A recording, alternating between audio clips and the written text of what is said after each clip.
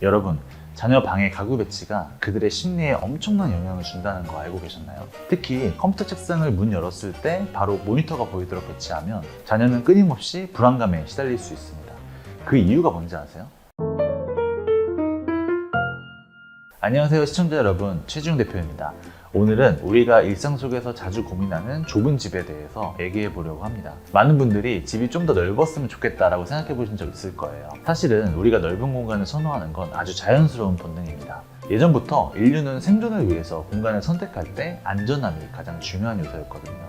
그 중에서도 외부로부터 보호받는 것이 굉장히 중요했습니다. 예를 들어서 초기 인류는 자신을 위협할 수 있는 포식자로부터 벗어나기 위해서 동물처럼 외부의 위협을 차단할 수 있는 공간을 찾아야 됐어요. 또 가혹한 기후 변화로부터 몸을 보호할 수 있는 안전한 피난처가 필요했죠. 그래서 벽과 천장이 있는 동굴 같은 공간에서 생활하게 되었습니다. 하지만 여기서 끝이 아니에요. 넓은 시야를 확보하는 것도 굉장히 중요했어요. 주변의 상황을 빠르게 파악하고 다가오는 위협을 미리 감지해야 됐기 때문에 넓은 공간을 선호하게 된 거죠. 진화 심리학자들의 말에 따르면 우리의 뇌는 이런 넓은 시야를 통해서 더 많은 정보를 처리하고 이 외부의 위협들을 예측할 수 있도록 진화했다고 합니다. 이것은 초기 인류가 동굴 밖에서 생활할 때도 마찬가지였습니다. 이 넓은 영역을 탐색하고 자원을 찾으면서 생존을 위해서 이동해야 됐기 때문에 이 넓은 공간과 자유로운 이동 경로가 필수적이었습니다.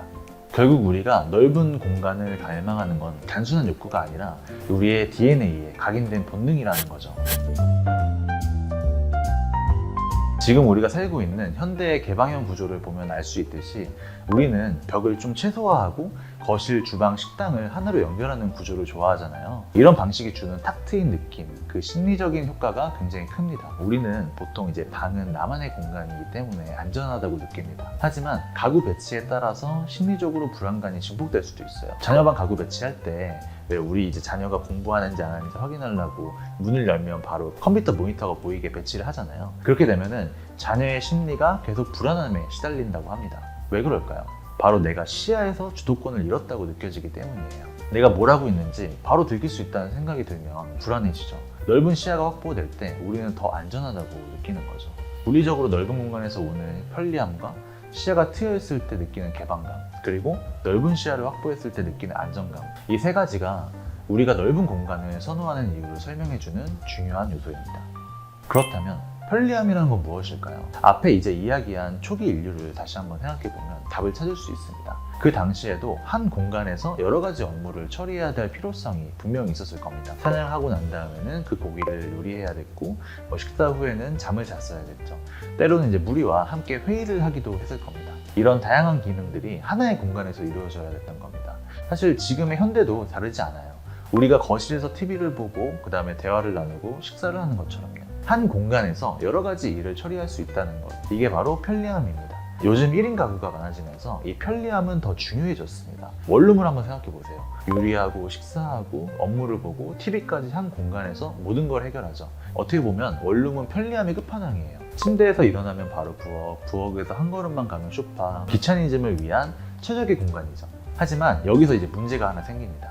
이 개방감과 안정감이죠. 이 원룸처럼 좁은 공간에서는 개방감을 느끼기가 쉽지가 않아요. 공간이 좁으니까 시야가 막혀서 답답함을 느끼게 되고 안정감도 확보하기가 어려워요. 예를 들어서 이제 음식을 조리할 때 냄새가 방에 퍼지고 환기 문제가 계속 생기면 이게 요리를 한 건지 아니면 불을 피운 건지 알 수 없을 정도로 눈이 매운 경우도 종종 있잖아요. 여러 가지 일을 한 공간에서 편리하게 해결할 수 있어야 되긴 하지만 동시에 시야가 트여서 개방감을 느끼고 쉴 때는 안정감을 확보할 수 있는 공간이어야 되죠. 결국 밸런스가 맞는 공간을 어떻게 구성하느냐가 핵심이에요.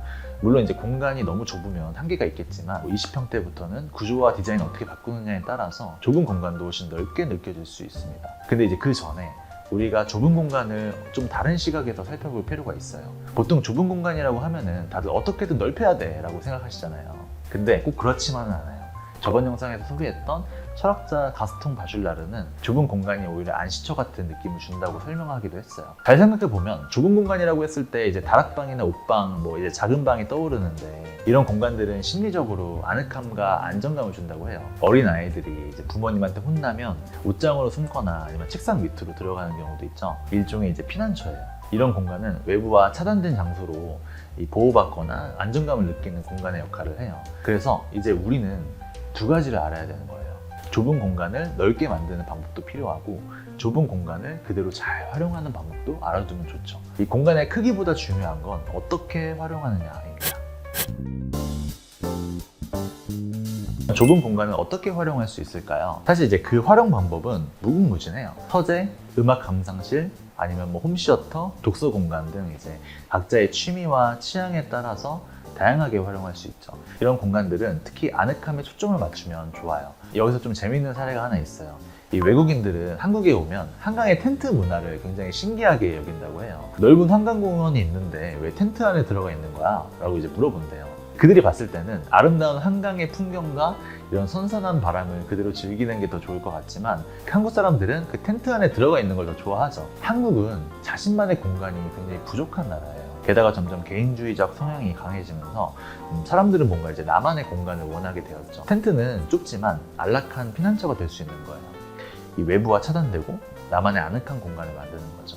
여러분들이 가장 궁금해하시는 건 아마 좁은 공간을 어떻게 넓게 활용할 수 있느냐일 것 같아요. 저희 일하는 디자인에서도 항상 이 문제를 해결하기 위해서 여러 가지 방법들을 사용하고 있는데요. 첫 번째는 공간을 나누지 않고 사용하는 것이 중요해요. 보통 이제 현관, 거실, 주방을 구획화해서 디자인하는 경우가 많은데요. 통일된 통행 매너로 디자인하면 훨씬 넓어 보일 수 있게끔 만들 수 있습니다. 예를 들어서 저희가 이제 얼마 전에 시공했던 잠실 파크리오 현장 같은 경우는 현관이 굉장히 짧았어요.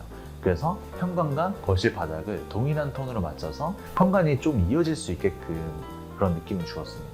그리고 또 이제 화이트 톤 같은 밝은 톤을 활용하는 것도 많이 이제 알려진 방법이죠. 근데 이제 화이트 톤이라고 해서 모두 다 하얗게 칠할 필요는 없어요. 크림색, 아이보리 같은 다양한 밝은 색도 섞고, 그 다음에 이런 밀도감도 좀 넣어주고, 가구나 소품에 다른 포인트를 주는 것도 좋은 방법입니다. 다음은 저희가 좀 자주 사용하는 방법인데요. 거울이나 바리솔, 조명, 유리 이런 것들을 활용하는 방법이에요.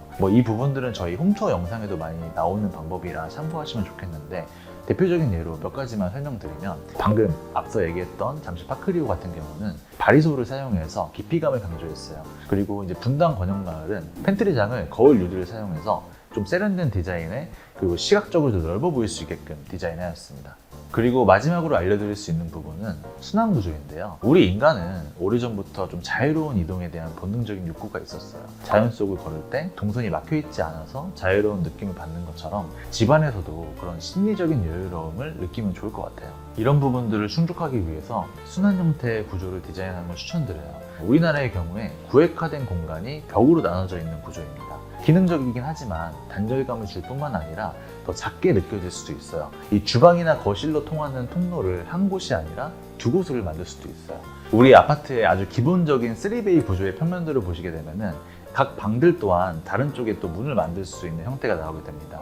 물론 이제 방과 방 사이가 내력벽이 있는 경우에는 한계가 있을 수 있겠지만, 예를 들어서 방과 방 사이에 발코니든 가운데 공간에 문을 만들어서 순환형 구조를 만들게 되면은 아이방과 그 다음에 아이 놀이방 이런 식으로 사용한다고 하면은 굳이 내가 아이방을 거쳐서 놀이방을 가야지 않아도 서로 이어져서 아이가 자유롭게 이 공간을 사용할 수 있기 때문에 훨씬 더 획기적인 구조가 되는 것이죠. 이런 구조는 내가 이동하는 선택지가 많아져서 공간이 넓게 느껴지는 것뿐만 아니라 심리적인 개방감까지 줄 수 있는 효과가 있습니다. 이 외에도 낮은 가구를 배치한다거나 멀티 기능의 가구를 배치하는 등 여러 가지 방법이 좁은 공간을 넓게 느껴지게 만드는 효과가 있습니다. 자, 이렇게 해서 왜 우리가 좁은 공간을 싫어하는지, 또 어떻게 넓게 활용할 수 있는지 알아봤습니다. 여러분들도 좁은 공간을 좀 답답하다고 생각하실 때는 오늘 배운 방법들을 한번 써보세요. 구독과 좋아요는 집을 넓게 만드는 마법입니다. 알람 설정도 잊지 마세요. 시청해주셔서 감사합니다.